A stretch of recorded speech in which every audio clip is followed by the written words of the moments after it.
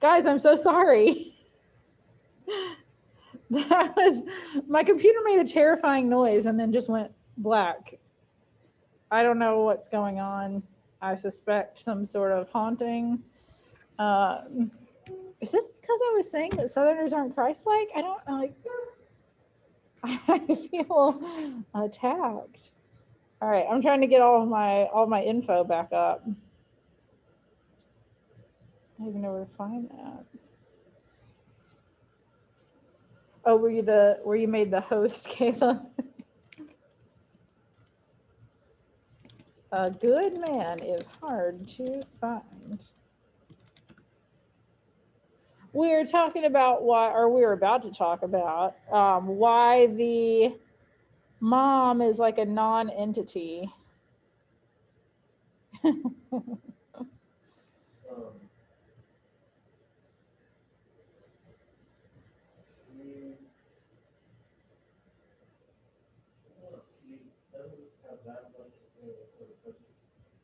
She doesn't have that much to say.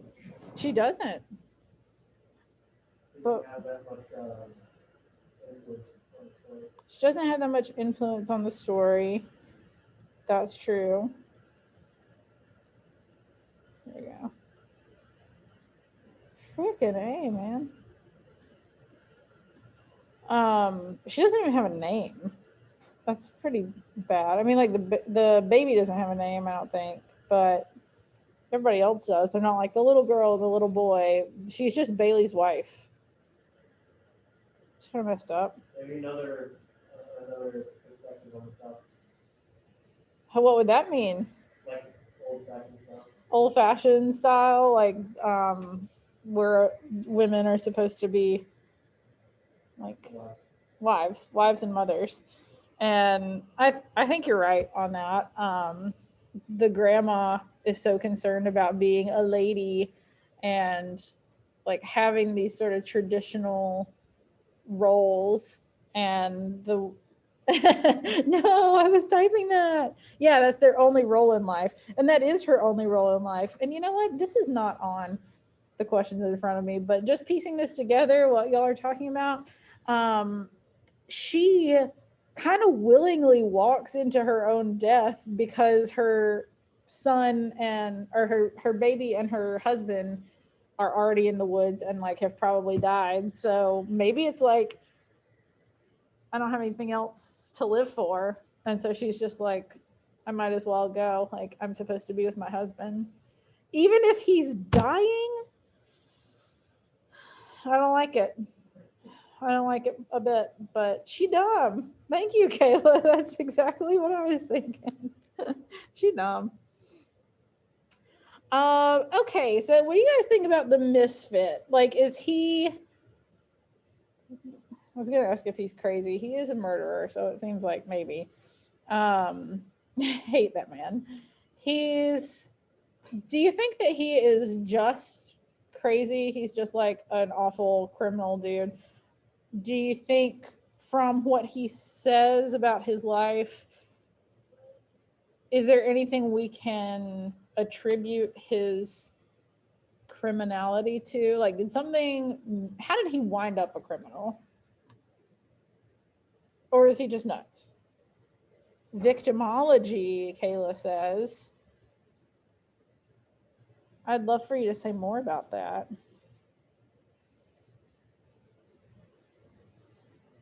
I think it's interesting how he is like, he's very clear that he doesn't think that the punishment should fit the crime, or that like he's being over punished. Stealing things from Colonel Lines. It's a good show though. He thinks he's being overly punished for whatever he did, and it's very unclear what he did do.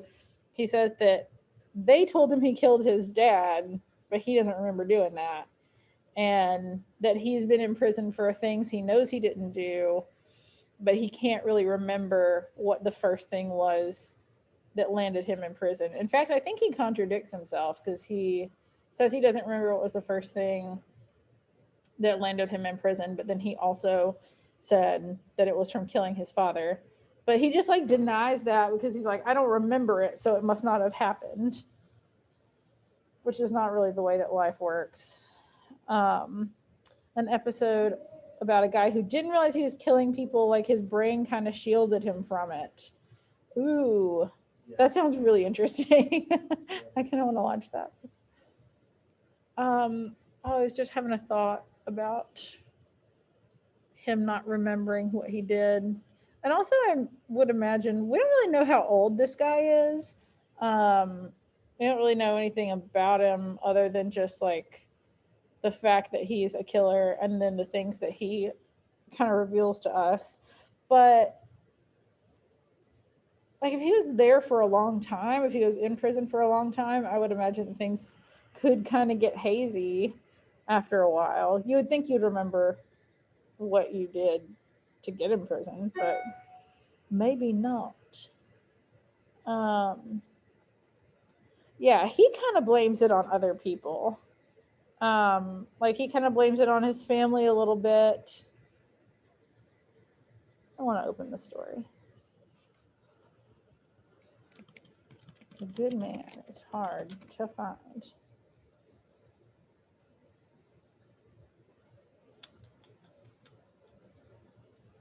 Where is it? All right, let me see here. Oh yeah, I got to tell you all about this letter that somebody wrote her about this story. We've had an accident. Ugh.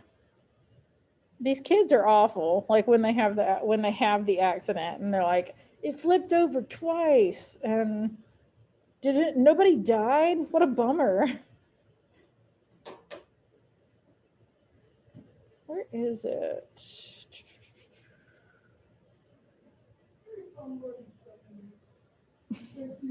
Reggie. I love that guy.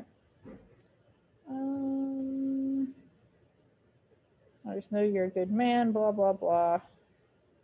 I was a gospel singer for a while, been in the armed forces, been twice married, been an undertaker, been with the railroads, plowed Mother Earth, been in a tornado, seen a man burned alive once.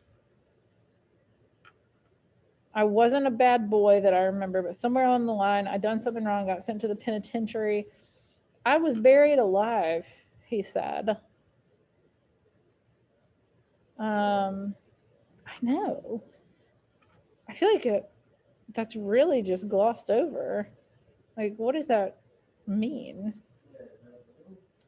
Right.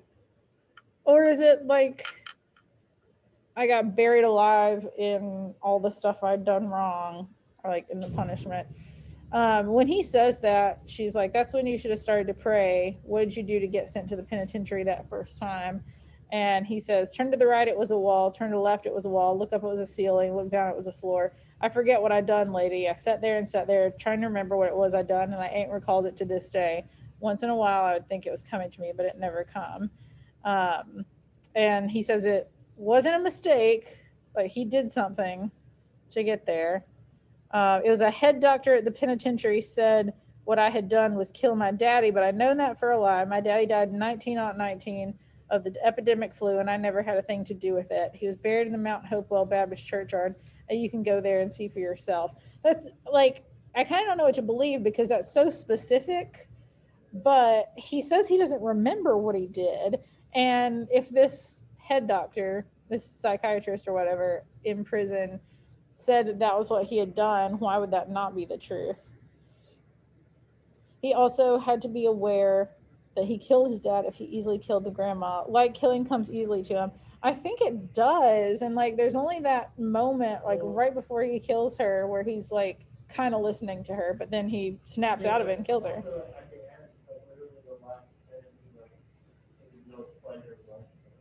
Yes. Let me find that. He said there's no pleasure but meanness. And then he said there's no pleasure at all in life. It's no real pleasure in life. I do want to talk about that last little bit. Yeah, I think it's weird to me a little bit that I don't know that I necessarily saw it this way before, but in the stuff that we're looking at, and then I've been reading some online about it, where people think that this is kind of a moment of grace for the grandma when she is like, oh, you could have been one of my own children. um she like almost touches his face and says, well, you're one of my babies, you're one of my own children. She reached out and touched him on the shoulder, and they'd been having like an intense conversation before then.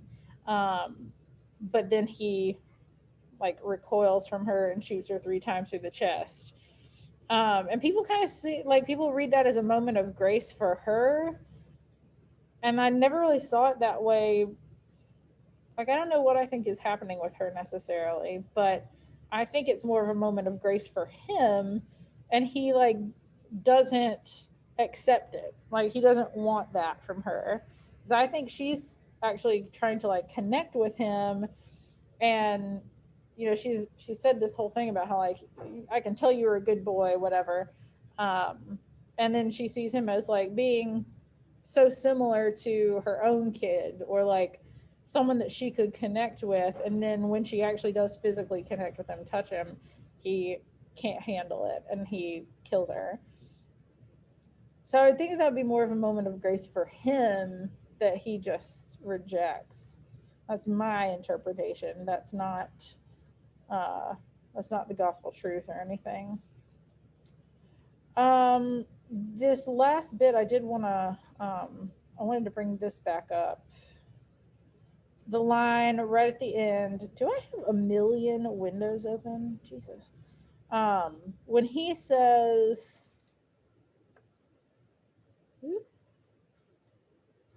she would have been a good woman if it had been somebody there to shoot her every minute of her life. What does that mean? Yeah. What Like, is it? she just, like, maybe he meant more like, no one ever told her to, like, stop talking. Like, Yeah. everyone was just, like, letting her do what she's been doing because of her, because she's a grandmother or whatever. Yeah. Or she's a lady. So she has no, she doesn't know when to stop. Yeah, she has like no one holding her accountable to like decent behavior, basically. Um, yeah, I think that's. Have you guys ever heard? I don't know if this is just like a super southern thing that my parents say, but sometimes when kids are misbehaving, somebody will say something like, "That kid," or like more like if somebody turns out kind of bad, like into a bad adult, like he'd been better off if somebody had just. I don't know what's a nice way to say it. It doesn't matter. We've read worse things in here, but like basically, I apologize for saying a word that I shouldn't say in front of you. But when people are like, he'd have turned out better if he had somebody to whoop his ass every day of his life, and I don't know, it's like a less southern way to say that, but I feel like it's kind of the same thing. Like for a kid who's like misbehaving, if they're led away, if they get away with everything, then they wind up like not having any discipline, not knowing what's acceptable and what's not. And I feel like it's a similar thing with her. Like, it's a more extreme version what he says, if somebody would shoot her every second of her life, but I think it's kind of a similar idea. Like, she needs somebody to hold her accountable and like teach her how to behave, and she never did. So she thinks she can just say whatever she wants, and she does. Like, that's very much in character for her. She says whatever is on her mind. Um, like when when they pass the little black kid who's like not wearing pants or something, and she makes some kind of horrible comment. And it's one of those just like that elderly Southern people would say, and they're just like, "Oh, I didn't mean it racist." It's like, well, it doesn't matter if you meant it that way. It is that way. Let's see. Okay. The oh, she was also a bad influence for the kids. Like, if she never told them to turn around, they would have been fine. That's actually kind of like, I was gonna ask, was the accident like, obviously it is an accident, we know that, but is it totally accidental, or can it also could be attributed to bad choices?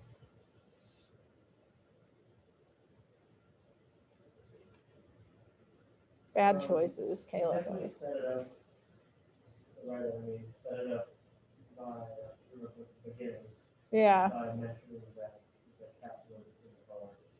Yeah, and she was like hiding it from it was whether the accident was totally accidental or if it was sort of a product of bad choices.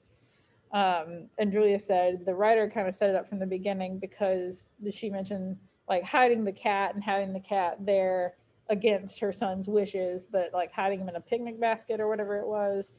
Um, and it is kind of, it's almost like sort of a cinematic moment when they have the accident, because it's like she realizes the thing, she jumps a little bit when she realizes it, it scares the cat jumps out of the thing, and Bailey loses control of the wheel. And it's just like all of these little things add up. It's one of those things that like I feel like it would play really well on film because it's so like reactive. Especially, I forgot where I heard this, but it's like a good movie is good if they, like, it's a bad movie if they show some obscure detail that at the moment, at the time, seems mundane. But Yes. in the future, it like, it has meaning, like it means it or something. It's a bad movie if that doesn't lead it to anything. I think that's, yeah. In that sense, that it would be a good movie for that. Yeah, there's like if you have things that are meant to foreshadow but then they don't lead anywhere, Right. then that would be a bad movie. And I think that's accurate. And sometimes people can be kind of heavy-handed with that, but I think this story does it really well. There is a lot of foreshadowing in this story, like with her talking about the cat, with her mentioning the misfit. Yeah, like obvious foreshadowing, like her talking about the misfit, and then the song. It wasn't necessarily like it. You noticed that it would happen. Yeah. When it described her bringing the cat, but like you didn't think of it. You say it, you didn't think of it. Yes. Like, but when she mentions like a murderer, you're like, oh. It sounds like that's probably gonna. With a cat. Like, yeah, exactly. I was trying to find this letter. or it could also just lead into so many other things. Like a murderer could basically just lead them to meeting him and him killing him. The cat, like, That's such a small touch.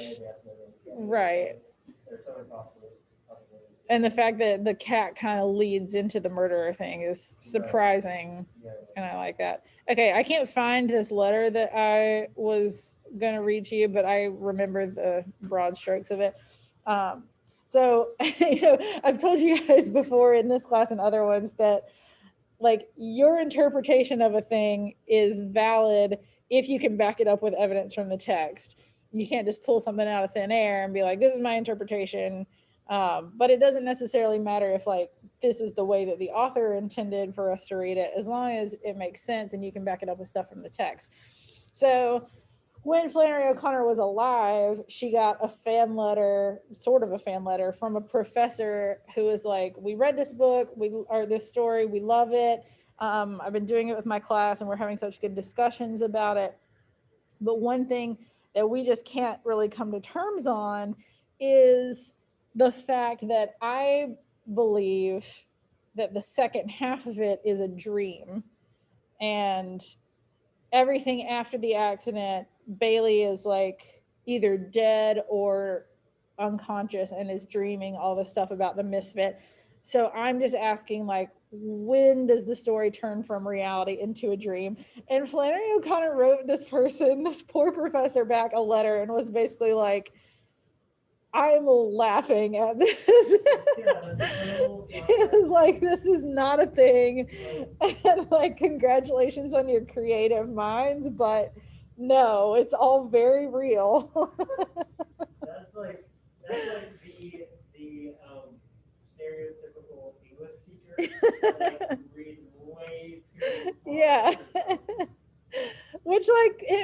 done is fine if there's anything to back that up in the text, but like it's out of left field.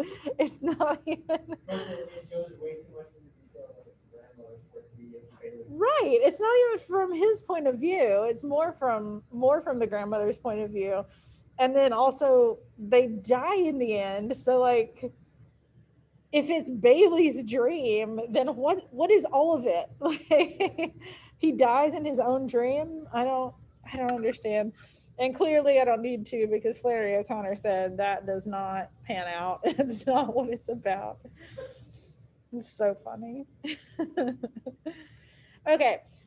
She wrote an essay about this story, and in it she said, I don't want to equate the misfit with the devil. I prefer to think that, however unlikely this may seem, the old lady's gesture will be enough of a pain to him there to turn him into the prophet he was meant to become.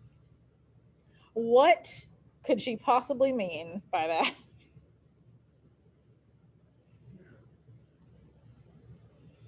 Shall I read it again? That makes me think that the grandmother, like, saying that conversation had an impact on him, Mm-hmm. and that he led, like, he changed. He changed after that. He maybe the gesture was her like grabbing him. Like maybe he was just like thinking and considering what she's saying. Yeah. All of a sudden she grabbed him and startled her. Or startled him. And it was a very reactive moment for him to shoot her. It wasn't like he took any time to be like, hey, get off of me, I don't appreciate that. It was just like purely a reaction. So maybe it did actually affect him more than he let on. Maybe the misfit has a split personality, Kayla says. And I don't think that mental health is out of the question with him, or like lack of mental health, because of all the things he says about how like it got hazy, or like just looking at the same four walls and ceiling and floor all the time. He kind of started to forget stuff. He doesn't even remember what he did to get in prison. Yeah, exactly. Could be why he doesn't remember killing his dad. Maybe so. Ooh, have y'all ever seen that movie Mr. Brooks with Kevin Costner? It's so good, and I feel like I bring this up in every class at some point. He plays a serial killer, and he doesn't like killing people. He's just addicted to it. And like he is the main guy, he is the killer, he's Mr. Brooks, but he has this like secondary person played by a different actor who just shows up and kind of represents like the part of his brain that likes to kill or like insists on killing people. So he'll be like, I'm not going to do this anymore, like this is the last time. And then the other personality will come up and be like, you know, it's not the last time, you know that you're always going to come back to this. And you know, it's maybe not exactly split personalities, but it's, you know, it's like a representation of part of his brain. And maybe there, you know, I feel like it's hard to speculate for sure what's going on with the misfit, but killers are crazy, man. Who knows? Miss McCullen. This sounds like really nerdy, but there's this anime I watch or whatever, and one of the villains remind me a lot of the Misfit. Oh yeah. So pretty much, I guess he has split personality disorder, and every time he speaks, like he'll follow it up with another sentence that completely contradicts what he just said. Yeah. So it'll be like, I didn't kill that person. It'll be like, no, I did. Literally, I did. And then he just like blames everything on society instead of himself. Oh my gosh. This sounds really bad, but it actually reminds me of a student that used to go to a locker room. This kid, and I don't think it would take too long for you to guess who I meant, but I would literally be like, you're out of your seat. And he'd be like, no, I'm not. Like, you're standing right now. Like, you're not even in a seat. He's like, I am in my assigned seat. And it's just like, just these blatant lies coming out all the time. It's a kind of a similar thing. Not that I'm saying this kid was a psycho. No, although that sounds like a thing that Connor Maloney would do. Connor would like kind of laugh at it though. He'd be like, I am in my seat. So they were in the same class? No, they weren't. I didn't actually teach this kid.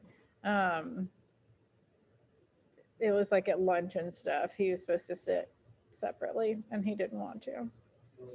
Oh, wait. Is he still doing it? Mm-mm. Okay. Let's see. What else do I want to ask you guys about?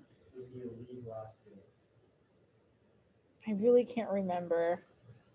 Either last year or the year before. He didn't graduate, he left.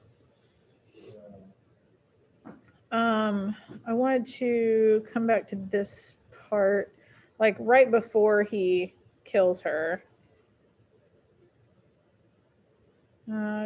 She's like trying to convince him to be a nice person. You ought not to shoot a lady. Sometimes, I'm not gonna lie, the Misfit has some good lines. Like for this uneducated, like very rural dialect guy, he has some good lines. Like when she's like, "I'll give you all the money I've got. You can take my money," and he's like, "Lady, there never was a body that give the undertaker a tip." I'm like, that's good. I like that.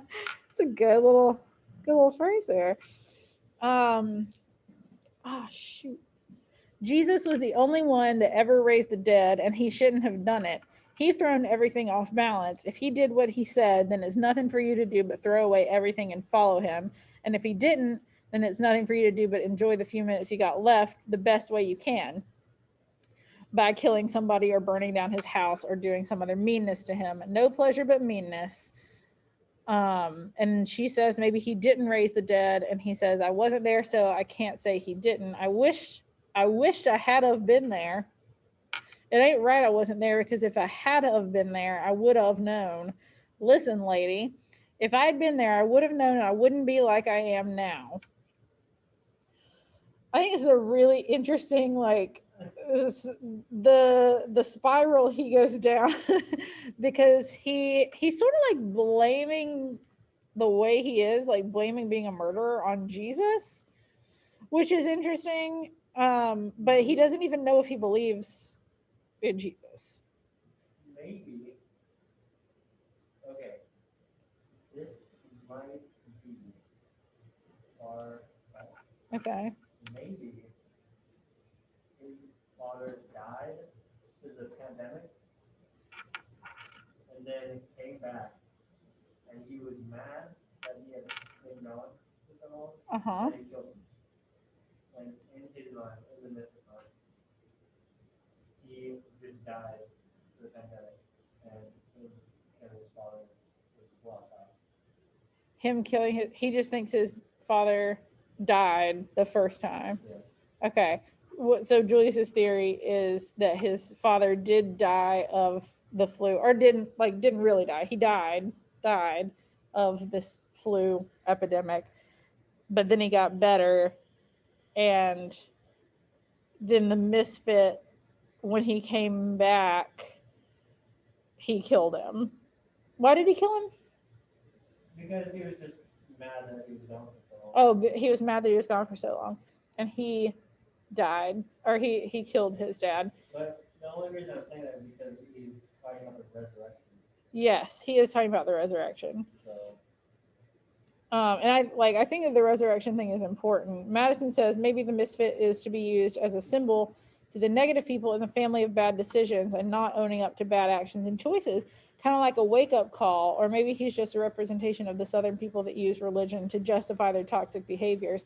I think the grandma is more of that, the second thing. A representation of Southern people that use religion to justify their toxic behaviors. Because she's like, I'm a good person, I'm a lady, I'm a Christian woman, but it's like you're racist and you're mean and you put your family in danger and you never shut up. Like, you're not a good person. There's a symbol to negative people in the family of bad decisions. Like, maybe this is what could happen if you don't take what's the word I'm looking for? Accountability, responsibility. If you don't take responsibility for your actions. that could be. I definitely think the resurrection stuff is important, because he sort of says that that's the reason that he is the way he is. Like, he doesn't understand, or he doesn't know what the truth of it is. And if he had been there, then he wouldn't have this gigantic, It's 3:00. thank you, question in his mind. And that question of like whether God is real, whether Jesus was who he says he was, that kind of drives him to do what he's doing. And the really crazy line that he says is that if God, Jesus, did what he said he did, then that's incredible. And you would have to pretty much just throw away your life and be a Christian and follow him. If that's the truth, then that's the only logical response to it. If it's not, then life is short and you got to do whatever you can to enjoy it while you can. And usually that means being terrible to other people. No pleasure but meanness. Oh, I hope that some like horrible, like big ugly biker has that tattooed on him somewhere. Yeah, but then at the end, he said there's no pleasure at all. There's no, yes, exactly. So He that's says there's why- no that's why pleasure at I all. think the grandma had some effect on him. That's a good thought, actually. I like that. So Um, after, like, he's thinking, she touches him, he shoots her, and he realizes that He didn't get any pleasure out of that. I mean, honestly, it sounds more like I'm about to have to end it. That he killed her more for her than for him. Like to shut her up and teach her a lesson. And he didn't do it to be mean or to, to get any sense of pleasure out of it. And so what Julius was saying was that he thinks that there is some change in him, because before he said there's no pleasure but meanness, and then he commits the ultimate mean act, so mean to murder people, to the grandma, and then he's like, no, there's no pleasure at all. And so I feel like he didn't get any pleasure out of killing her. Crazy. This is a crazy story, and it makes me think a lot. Boy, I can't wait for some of the ones that we are going to read soon. Next week is Ray Bradbury week. Okay, so the bell's about to ring. The quiz is already open, by the way. If you didn't turn in your prompt, turn in your prompt. But the quiz is already open. It's due tomorrow, so tomorrow's class will be working on your quiz and getting that finished. So I will see you guys tomorrow.